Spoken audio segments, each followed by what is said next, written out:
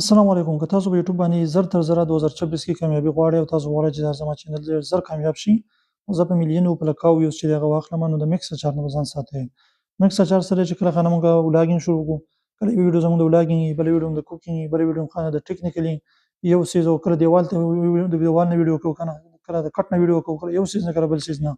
نو ګوره دا خبره ته یاد ساته، نن سبا د هر چا سره موبایل دی په دنیا کې په کروڑاو خلک دي، ارباو خلک دي، د هر چا سره موبایل دی، هر سړی دا دیوالونو ویډیو کولی شي. دا تاسو پیدا نه درکوي.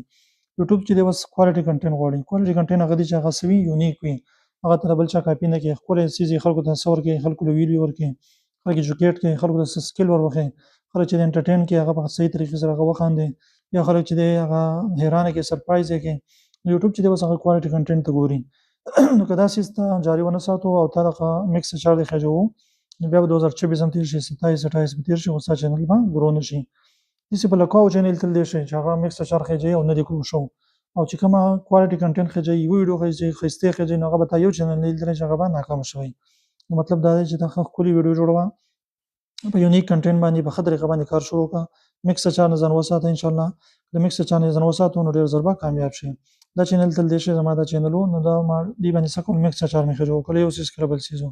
اوس دا مکمل ما نوبل دا کلیګرافي ته ما واړو، دې ما نوبل کلیګرافي نوم ښودی. اوس تاسو ماشاءالله دې ویوز چې کولی شئ، تاسو در وښیمه چې کله ستاسو چینل په یو څیز وي نو د هغې فایده تاسو لیدلی شئ. دا وګوره 72,000 ویو په 48 غنټو کې راغلي ماشاءالله، او دا وګوره په میاشت کې تقریبا 10 لاک ویو دا راځي. سبسکرایبر هم تاسو کتلی شئ، واچ ټایم هم کتلی شئ.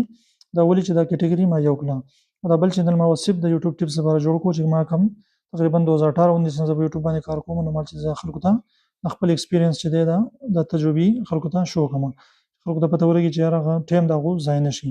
نو د میکس اچار نه ځان ساته، په یو کټګري کار وکړه، انشاءالله نو په یو کال کې دننه به ستا چینل چې هغه کامیاب وي انشاءالله.